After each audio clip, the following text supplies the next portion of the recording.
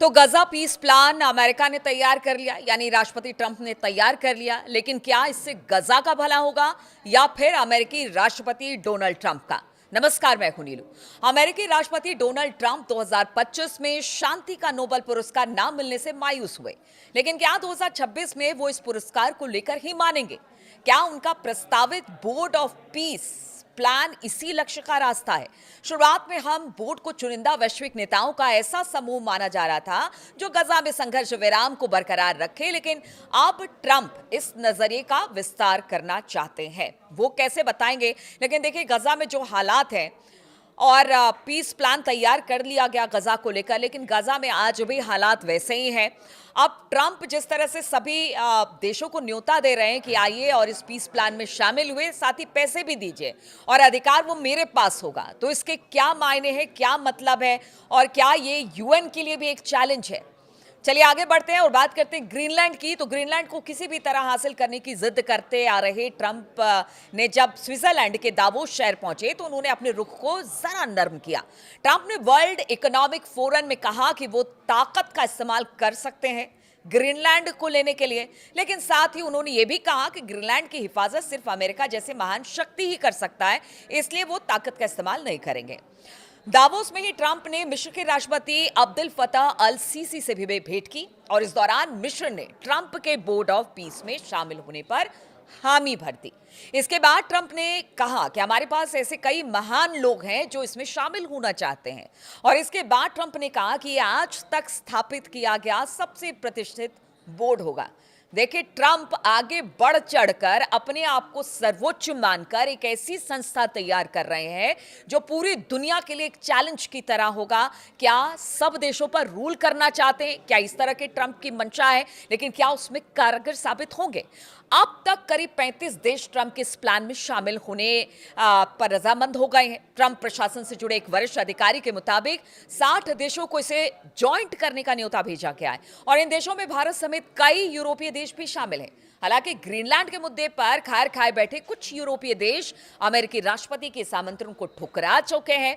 इस बोर्ड में शामिल होने वाले कई देशों को अपनी संसद की अनुमति लेनी होगी, ऐसा उनका कहना है, यानी उन्होंने अभी तक कुछ भी नहीं कहा। ट्रंप ने फिलहाल 7 लोगों को एग्जीक्यूटिव बोर्ड मेंबर नियुक्त किया है, जिसमें अमेरिकी विदेश मंत्री Marco Rubio, Steve Witkoff, Jared Kushner, Tony Blair, mark Rowan, Ajay बक्का और रॉबर्ट गैब्रियल शामिल हैं, जो ये पीस प्लान को लेकर जो बोर्ड तैयार किया गया है। बोर्ड के प्रेसिडेंट खुद डोनाल्ड ट्रंप हैं। प्रेसिडेंट को बहुत ही ज्यादा शक्तियां दी गई है।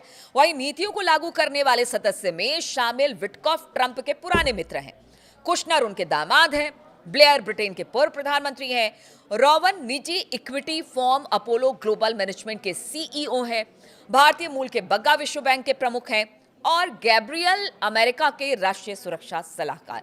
अब देखिए, ये जो पूरी टीम 7 लोगों की तैयार की गई है वो गजा में शांति बहाली और वहां पर विकास की बात कर रही है, लेकिन गजा का कितना विकास होगा इस पर सबको डाउट है, क्योंकि सब सोच रहे हैं, सब समझ रहे हैं, सब ये जान रहे हैं कि ट्रंप क्या कर रहे हैं।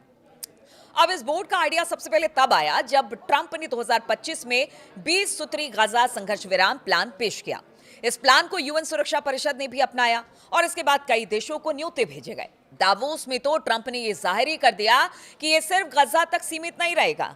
देखिए, लोगों को यही लग रहा था कि ट्रंप क्या करना चाह रहे हैं, लेकिन कहते हैं ना कि आप जो सोचते हैं आप उनकी खामियां बताते, उससे पहले वो अपनी खामी बता देते हैं, ये कहते हुए कि ये मेरी कामयाबी है। ट्रंप ऐसे ही हैं। 79 साल के ट्रंप कहते हैं कि उनका बोर्ड ऑफ पीस संयुक्त राष्ट्र द्वारा किए जाने वाले कई काम खुद करेगा और मुमकिन है कि देर सबेर यूएन को महत्वहीन बना दिया जाएगा। इस तरह से जो जानकार हैं वो भी बता रहे हैं ट्रंप के इस पीस प्लान को लेकर। लेकिन क्या ट्रंप आगे भी अमेरिका के राष्ट्रपति रहेंगे? इसलिए इस पीस प्लान को लेकर जानकार कह रहे हैं कि क्या होगा आगे कोई नहीं जानता। हालांकि ये ट्रंप की मंशा ज्यादा और पीस प्लान को लेकर, गजा को लेकर काम करने की मंशा थोड़ी कम दिखाई देती है, लेकिन आगे क्या होगा किसी को नहीं पता। और इसी हफ्ते की शुरुआत में जब पत्रकारों ने अमेरिकी राष्ट्रपति से पूछा कि क्या ये बोर्ड यूएन की जगह लेगा, तो ट्रंप ने कहा हो भी सकता है। अमेरिकी राष्ट्रपति ने कहा कि ये वैश्विक संगठन यानी कि यूएन बहुत काम नहीं कर रहा है, यानी एक तरह से निकम्मा यूएन को कह दिया अमेरिका ने, और बार बार अमेरिका ये कहता रहा है। देखिए, आज ही एक खबर आ गई कि डब्ल्यूएचओ से अमेरिका ने अपना हाथ खींच लिया है। सबसे ज्यादा फंड अमेरिका की तरफ से मिल रहा था, लेकिन अब एक बड़ी खबर आ गई, अब यूएन को भी उन्होंने निकम्मा बता दिया। हालांकि इसके बाद उन्होंने ये भी कहा कि यूएन को जारी रहना चाहिए क्योंकि इसके पास अपार संभावनाएं हैं। कुछ बड़े सवाल भी हैं, अनुत्तरित हैं। क्या चीन और रूस ट्रंप के प्लान में शामिल होंगे? यूएन को निकम्मा भी बता दिया, लेकिन कहा कि इसका रहना भी जरूरी है। क्या चाहते हैं ट्रंप, किसी को नहीं पता। वो कहते क्या है, एक ही बात को दो तरह से कहते हैं ताकि लोग कंफ्यूज रहें। अब चीन और रूस की बात हो रही है, तो देखिए, रूसी राष्ट्रपति व्लादिमीर पुतिन का कहना है कि उनका देश किसी भी तरह का वादा करने से पहले अपने रणनीतिकार और साझेदारों से बातचीत करेगा, यानी कि मशवरा करेगा। मॉस्को में पुतिन फिलिस्तीनी राष्ट्रपति महमूद अब्बास से भी हाल फिलहाल में मिले हैं। चीन ने बोर्ड ऑफ पीस में शामिल होने की नीति की पुष्टि तो की है, लेकिन इसमें शामिल होने की कोई इच्छा नहीं जताई। चीनी विदेश मंत्रालय के प्रवक्ता गुओ जियाकुन ने बीजिंग में पत्रकारों से कहा कि यूएन के लिहाज से कहे तो चीन ने हमेशा अंतर्राष्ट्रीय परिस्थितियां चाहे किसी भी तरह की बदले, चीन दृढ़ता से यूएन केंद्रीय अंतर्राष्ट्रीय व्यवस्था, अंतर्राष्ट्रीय कानून पर आधारित वैश्विक व्यवस्था और यूएन चार्टर के सिद्धांतों और प्रस्तावों के तहत अंतर्राष्ट्रीय संबंधों के आधारभूत नियमों पर अडिग रहेगा। यानी कि यूएन की बात वो हमेशा मानता है और एक अंतर्राष्ट्रीय जिस तरह से कानून बनाए गए उसका भी पालन करता है। नाटो के सदस्य और अमेरिका के सत्ताबाहर साझेदार कहे जाने वाले कई यूरोपीय देशों ने ट्रंप के नेतृत्व को ठुकरा दिया है। ना सुनकर बिफरने वाले ट्रंप को फ्रांस, स्वीडन, डेनमार्क, नॉर्वे और स्लोवेनिया के स्पष्ट शब्दों में नो कह दिया है। फ्रांस ने इसकी वजह बोर्ड के अध्यक्ष के असीम अधिकारों को बताया है। बोर्ड के अध्यक्ष ट्रंप बहुत से लिए गए फैसले को भी खारिज कर सकते हैं। ऐसा जो यूरोपियन देश है उनका कहना है कि इतने ज्यादा अधिकार इसके अध्यक्ष यानी पीस कमेटी के अध्यक्ष को दे दिया गया है कि अगर कोई एक मुद्दे पर राय मशवरा हो भी जाता है तो जब चाहे अध्यक्ष कुछ भी कर सकता है। इसलिए क्या फायदा इसमें शामिल होने का। कुछ देश संयुक्त राष्ट्र जैसी संस्था को कमजोर ना करने को इसकी वजह बता रहे हैं, तो कुछ देश ट्रंप के कई मुद्दों पर मनमाने रुख से आहत भी दिखाई दे रहे हैं। ब्रिटेन, जर्मनी, इटली, यूरोपीय संघ, कनाडा, भारत और यूक्रेन ने अब तक ट्रंप की नीति पर कोई प्रतिक्रिया नहीं दी है। कनाडा के बारे में यह कहा जा रहा है कि देखिए, जिस तरह से दावोस में कनाडा के जो उच्च नेता थे, सर्वोच्च नेता थे, उन्होंने अपनी बात रखी जो कि नागवार गुजरी ट्रंप को। इसलिए कहा जाता है पहले तो कनाडा को न्योता भेजा गया अमेरिका और ट्रंप की तरफ से, बाद में उनसे छीन लिया गया कि हम आपको न्योता ही नहीं देंगे।